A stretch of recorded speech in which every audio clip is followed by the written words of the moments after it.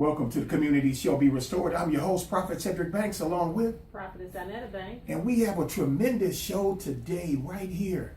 As you can see, we are in the office of Detroit City Councilwoman Mary Sheffield.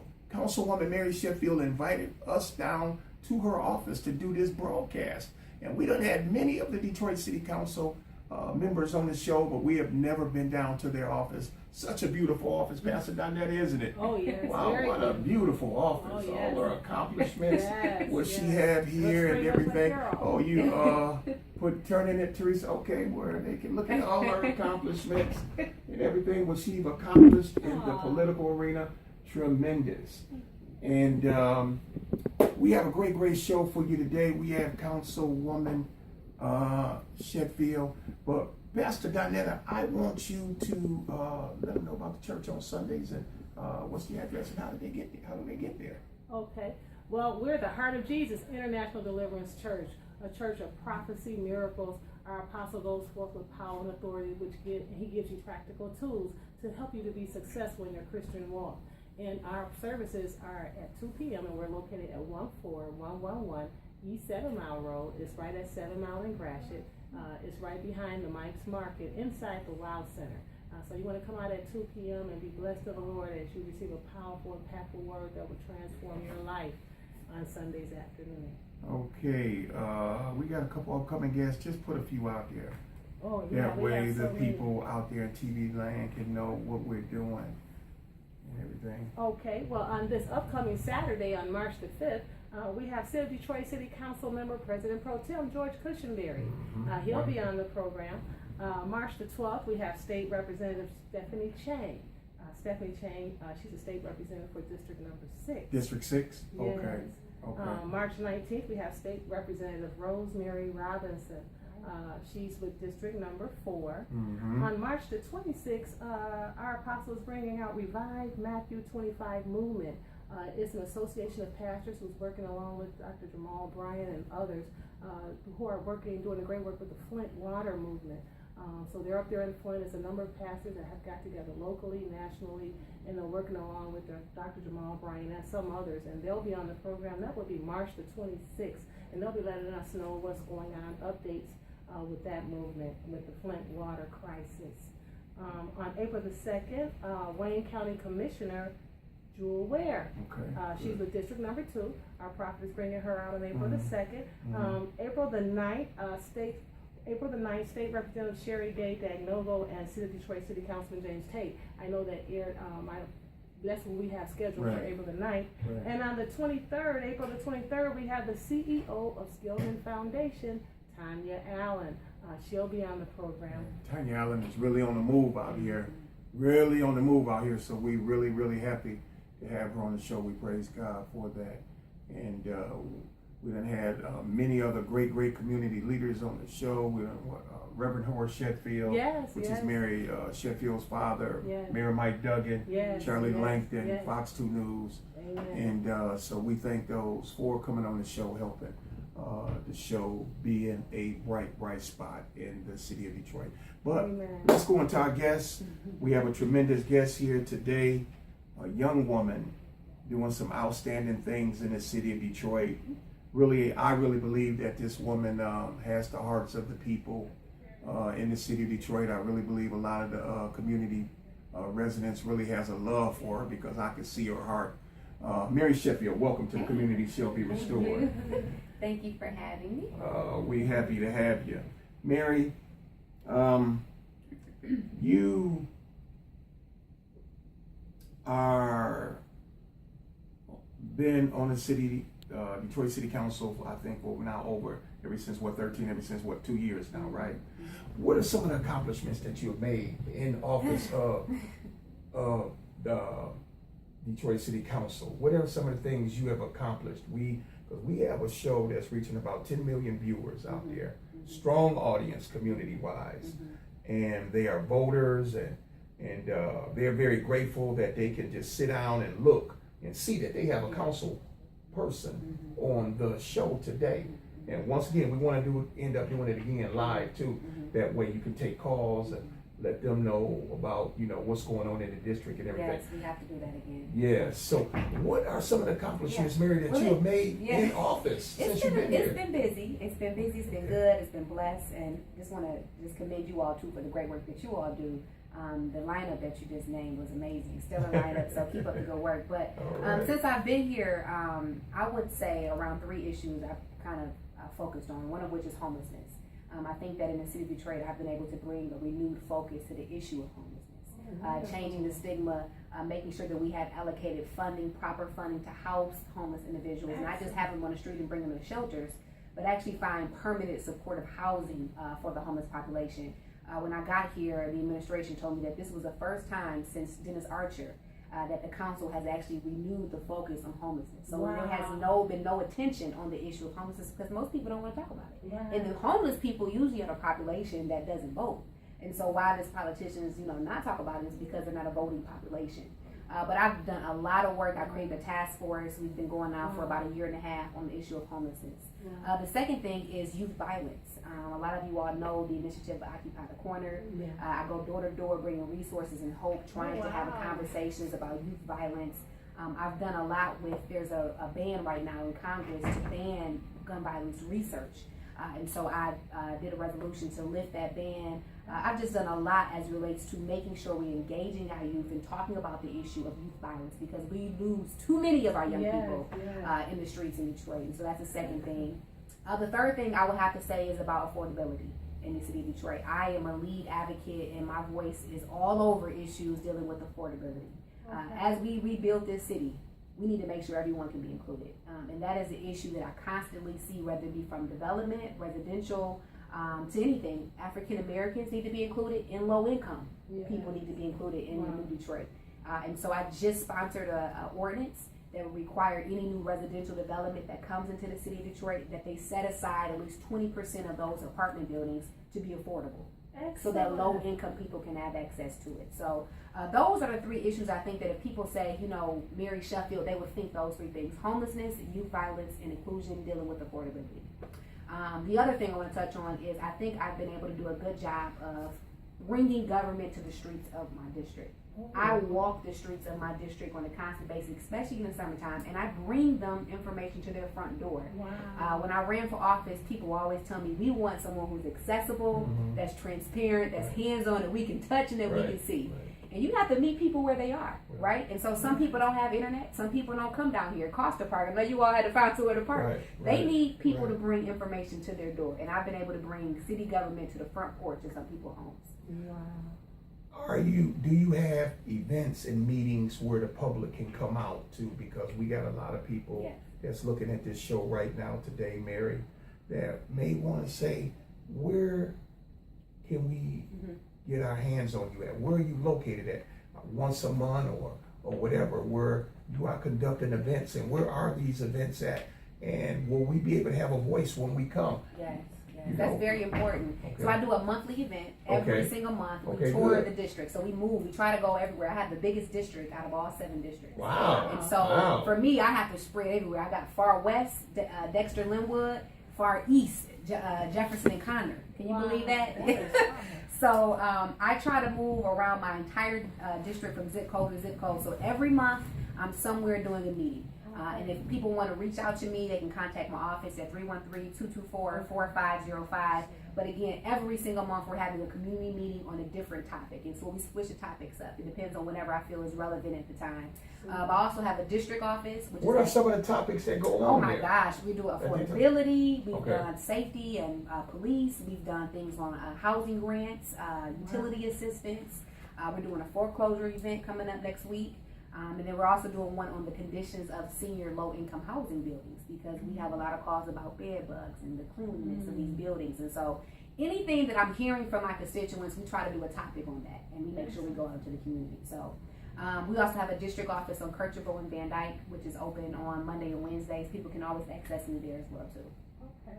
And can you give out that number again? Yes, it's 313-224-4505, and they can reach me there. And again, we have a district office that's open 2 days a week as well. Okay. You got a question for Detroit City Councilwoman Mary Sheffield?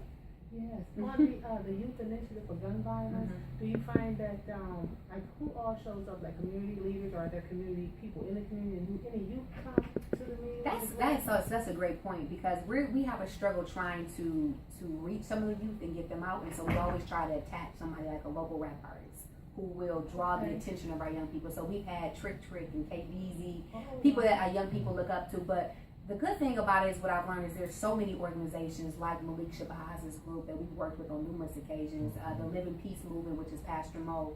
There's tons of organizations in the city that are grassroots, that are working to end violence. It's just making sure, like you mentioned, getting the young people to come out to actually hear the message of putting guns down, getting an education, and making sure we're stopping the violence. So it's been a challenge with that, but I think we've done a great job. So you are having some success in that area? We are. Okay. We can get better at getting the young people out. But again, I think that's making sure we get their attention and having the right people to draw them out to come to the event.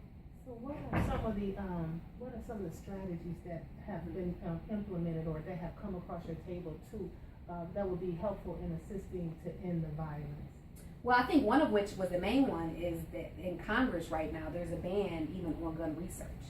The Republicans have banned doing any research to conduct it as a public health crisis. And so we recently passed a resolution that will lift that ban so that the Center for Disease Control can actually conduct research so that more funding can be allocated for it.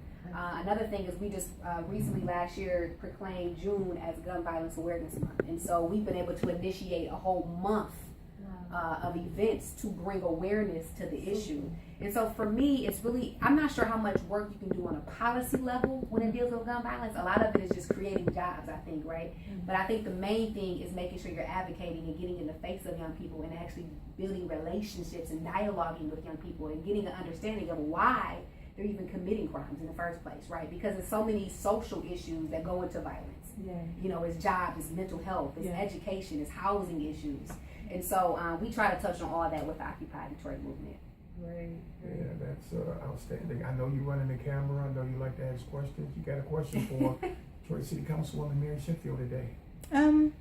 Is there anything going on in the city of Detroit as far as that's coming across City Council's table that perhaps you can share with us that the city would like to know about? Well, I think the inclusionary housing is a big one. And I just mentioned, and again, the mayor talked in his State of the City speech about all these new developments coming. But I'm gonna tell you something, as a young woman myself, I can't even afford to live downtown. It's too expensive. And so having some type of ordinance in place that will allow inclusion of low income individuals in the new Detroit, I think is extremely important. And it's all types of great things that we're doing. We have a new parking meter kiosk system in the city of Detroit. We just did an increase for police officers' pay in the city of Detroit. And right now we're in the process of balancing and actually debating a $1 billion budget for this coming fiscal year. So we're pretty busy. I think that... Now that's a $1 billion budget for the city of Detroit. Okay, that's a blessing. Yes. And we also just found out that there's also a $491 million deficit coming out of bankruptcy. That the consultants miscalculated and used the wrong data. And so because of that, now we're in a $491 million deficit. Oh, geez. Can you believe that? Terrible. Yeah. After all the money we spent, right? $200-something million. So it's been a challenge. I think we're doing great though as a city as far as financially based upon where we come from. But we have a long ways to go. Our neighborhoods still need improvement. A lot within my district, but I think that we are finally moving in the right direction. Mary, Councilwoman Sheffield, we're here today with Councilwoman Mary Sheffield, District Number 5. Where does District 5 start up at and end up at? Good question. For the people out there. And it's very confusing. If you see all the little cuts and corners here, I would say Jefferson, East to Connor, and then it goes up to 94 in Gratiot area. It goes as far west as Linwood and Dexter. Just to name some of the neighborhoods, though, you have Indian Village, you have Boston Edison. You also have areas like the Black Bottom. You have Herman Kiefer. You have institutions like Wayne State. You also have Henry Ford. I mean, you have some of the major arts, culture, and education institutions right within District 5. So it's a huge district. Geographically, it's the biggest one out of all 7 districts. Wow, that is definitely a blessing. Anything coming up? As it relates to me, or? Yeah, any of your events or anything that you got coming up? Yeah, well, again, we have this month in March 2 big events: the tax foreclosure workshop, which will be held on March the 10th, and that will be at Butzel Butzel Center, which is where my district office is located. If anyone is facing tax foreclosure, please contact my office. We'll have people on site that can put you in payment plans on site. Oh, that's a blessing. Wow. Yes, so we would love for people to come out for that. And then again, on March 30th, if anyone is listening and lives in a senior building, if you live in a Section 8 or low-income housing building, please contact my office. We will have that Senior Matters edition where we'll be discussing some of the conditions of the Section 8 buildings in the city of Detroit. Then, of course, we're going to be launching Occupied coming this summer as well, too. Okay. The March 30th, is that your Bustle Center too? No, but that one's going to actually be at Calvary Baptist Church, Robert Bradley Drive, Okay. March 30th. And again, that is very important to my seniors that may be watching your show now, who are who may live in a senior building and they're upset about, bed bugs and security and just all of the issues, the plethora of issues that are going on within some of these senior buildings. Please come out. We will have the Housing Commission, we'll have HUD there, and also the city's administration will be present as well too. So is it resources that you give out to the community pertaining to bed bugs? Yeah, we're actually we're gonna talk about it. What the city can do, what the state can do, because it's been very difficult for me as a legislator. How do you legislate bed bugs, right? It's kind of one of those things that's been very hard to legislate. And so we're gonna kind of give people information on what they can do to prevent it or who they can contact if they're having issues within their own development. So if a person got bed bugs, they can't get rid of them. There is hope that they can get rid of them. Yes. Okay. Oh yes. Yes. There's. Because I have been running into a lot of people Yeah. that's really terrified. Yeah. They should. Yes. There's hope. There's answers to it. In fact, where they live, their management should be assisting them with that. They should be able to report that to their management, and they should be able to come in and clean out the facility. Their actual rental unit for them. Some instances they're putting the fines and the fees on the actual tenant, and some people and they can't afford it. And so that's one of the discussions that we're going to have as well too. Because to me, the onus should go on the actual management company, not the actual tenant. Okay. That's really good, and you all are bringing a lot of comfort and a lot of relief in a lot of different areas. And the Lord was showing me that these just a couple, because I give out prophetic words to my text list, and then also the email listing too. And I had gave a word not long ago that bed bugs is going to become an epidemic all over the world. Oh, no. Just about a month ago. Yeah. They're going to become an epidemic. I just saw them just exploding all over the world. But the Lord's people, God is going to take care of his people. The Lord is going to take care of his people. So the Lord, the Lord always has a ram in the bush. He always has a ram in the bush. That even though something may hit the world, but he has resources and things that will take care of his people. Amen. Yeah. Always, never fails us. Never fails, right? Never fails us. On the homelessness, taking them from just a shelter to, just from Permanent shelter. supportive housing. Yeah. So, how is that going?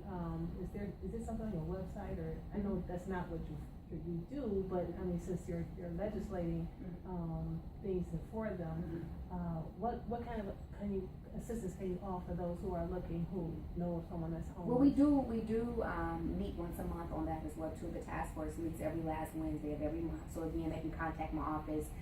Because I've really taken a stance against homelessness. We get actually a lot of calls where people are trying to place people in housing. And so I would just encourage anyone listening, if they do have someone that is in need of housing, that they can contact my office and we can facilitate that for them. And what's that number again, Councilwoman? Yep, it's 313-224-4505.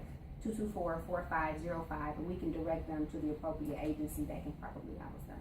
But I think overall it's going good. There is still a lack of funding. Unfortunately, we only get about, I think, $26 million for housing here in the city of Detroit for homelessness, but there needs to be an increase. And so hopefully we can keep lobbying the federal government to send more funds to the city so that we can continue to house individuals. Excellent. That's definitely a blessing. Yeah. So what goals have you set for this upcoming year? What are you looking forward to really?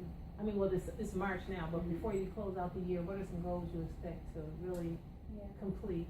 Oh, one of which is getting my ordinance passed. Right. I've learned that it takes a lot of work to get an ordinance passed. In fact, I know, for example, council president has been on council for like 3 terms now. She's been working on this community benefits ordinance for years. So if I can get this ordinance passed within my first term, that would be a huge accomplishment for me. So that's one of the goals of mine. The second is probably just kind of honing in more on the youth and gun violence and trying to figure out how more, what more I can do at the table to assist in that. And so I want to really have this whole entire summer dedicated, because really the spike in crime happens in the summertime. And so I want to dedicate June, July, August to assisting our young people and making sure that we're providing jobs and alternative ways so that they don't end up in a route towards violence. Excellent. I know they have like summer youth job. Yeah, we just did that with the mayor. We just did it. We had about 30 kids that we signed up. Oh, super. Yeah, for the youth summer jobs. Oh, okay. So what exactly, if you could tell the listening audience, what does it take for an ordinance to pass? And isn't it a vote of a majority vote? Or? Yep. So you just introduce an ordinance, and you need at least 2/3 vote before your colleagues for it to actually be passed. Okay. Yeah. Okay. So you gotta have support. That's where teamwork comes in, right? You can do whatever you want by yourself, but you gotta have the colleagues to support you. And that's a topic where you would think no one would really have a problem supporting you on that one. Yeah, I hope not. I'll leave that there. That's their agenda. So the ordinance is among the 9 city council members itself? Yes. Okay. Yeah.